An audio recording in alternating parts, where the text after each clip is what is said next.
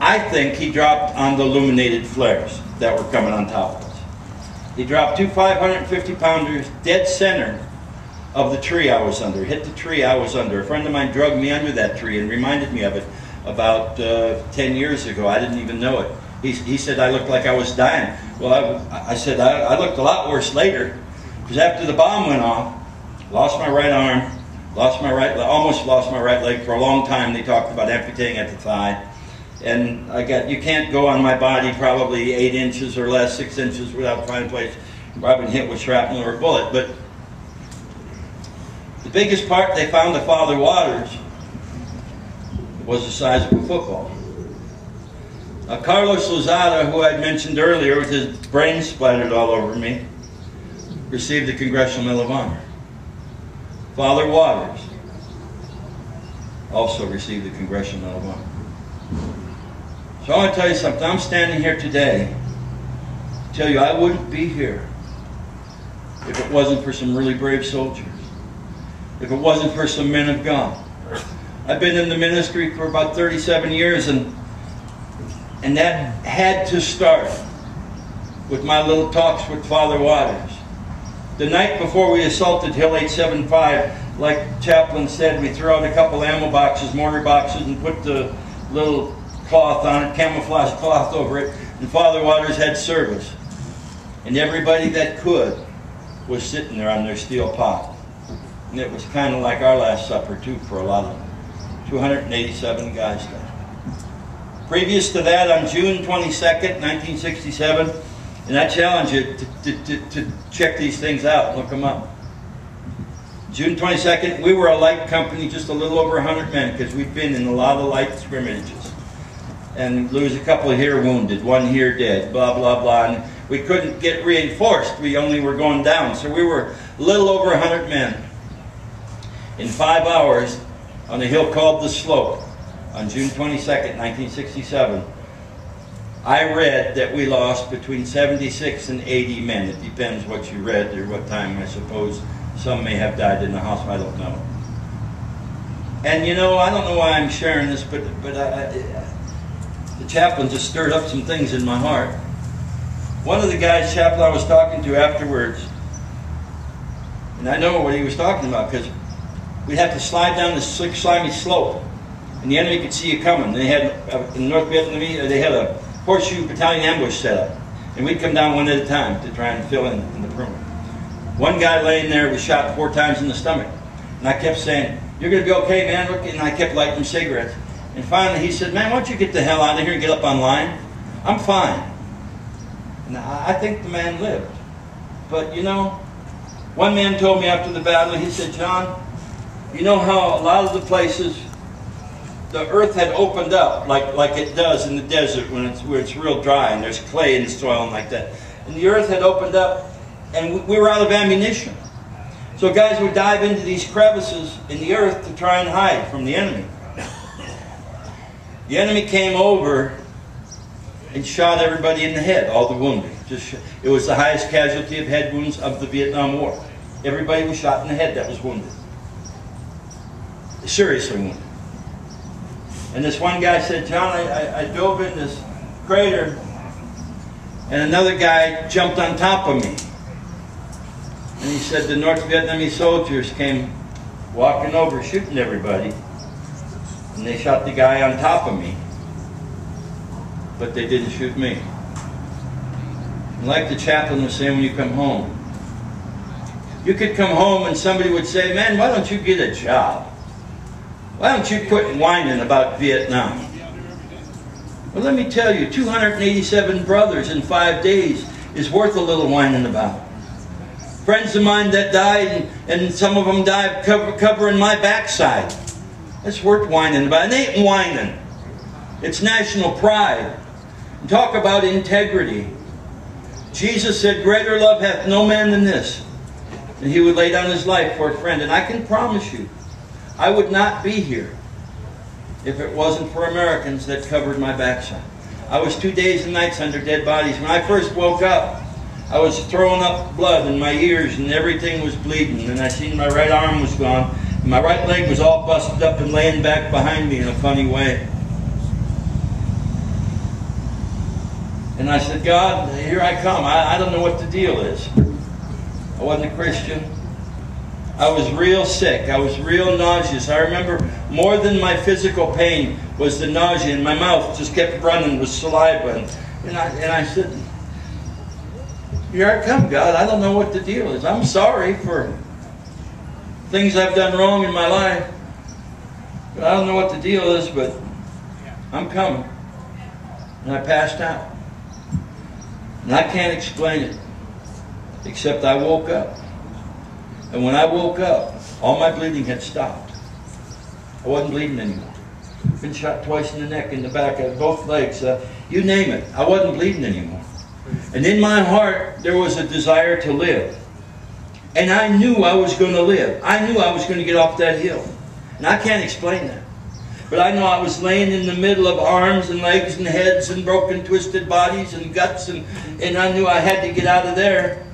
And I crawled a long ways. My left arm that hadn't worked for over a day now began to work real good when my right one was gone. And I pulled myself a long ways. And I wormed in, but I didn't have any clothes on. The bomb had blown my clothes off. It was cold and it was drizzling. And I wormed in between two dead guys, and I took one of their canteens, and I picked up a weapon at one point, and it was shot right through the handguards, exploded in my face. I don't think anybody was aiming at that. I don't know. But it scared me real bad. I burrowed in between them two dead guys, and I watched the sun come up, and I watched it go down, and I watched it come up, and I watched it go down.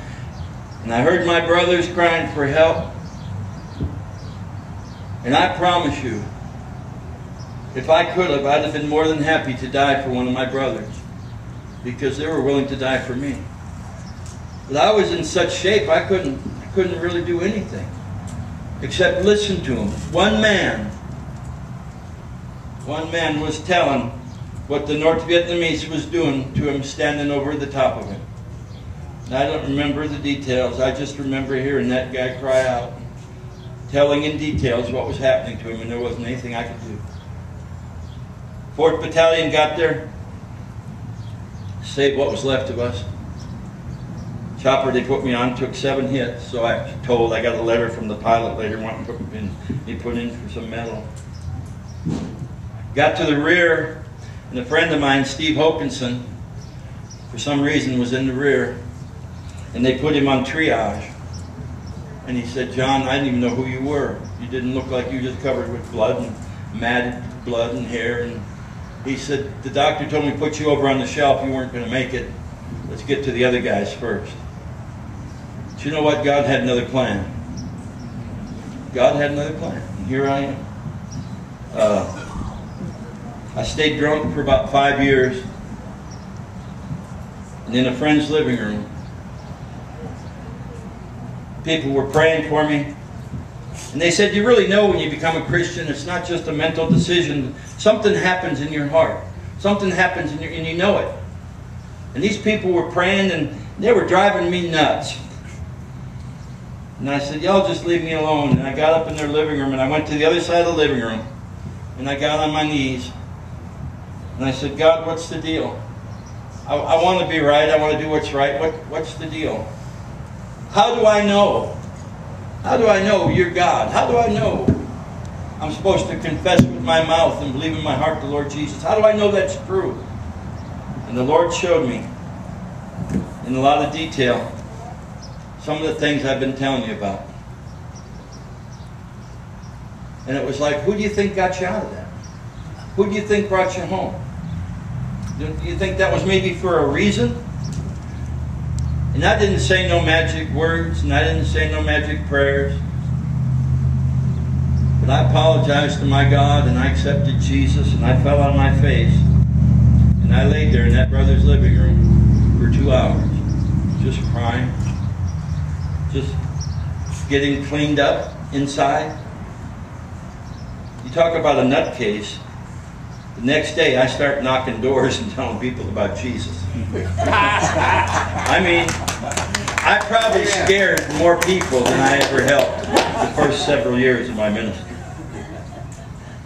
But I just want to thank the Lord. I've had the privilege of being in actually 8 war zones now over the years.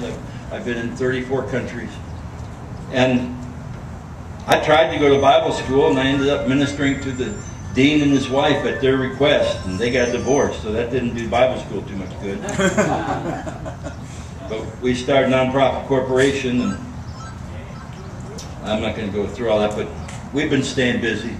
It's been an awesome, awesome life. And I like to sing, so let me shut up and let me just share with you a little. The first time I seen, my story is not my story, but the story of the battles of Dak To, which there were more than one, are on the Military Channel and the History Channel.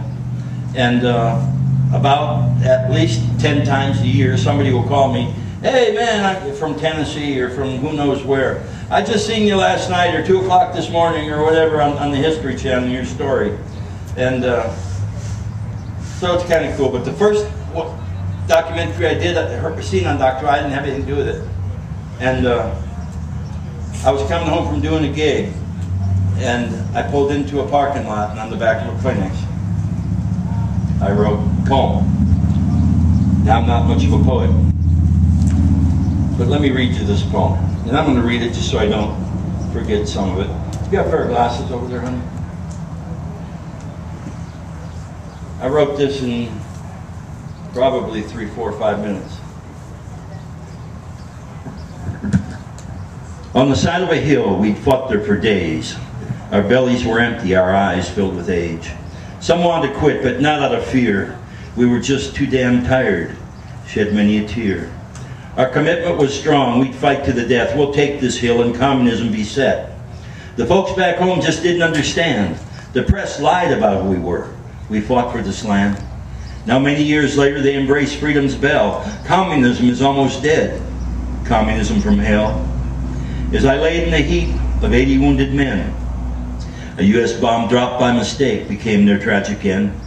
Somehow I survived. God had a plan. I don't understand it. I'm merely a man. To the soldiers who lived, and to the soldiers who died, and even to the soldiers who committed suicide. You gain more than a country, a place you can stand. You earn the respect of becoming a man. Not just someone who would kill, but also someone who would cry. Someone willing to stand, and even to die.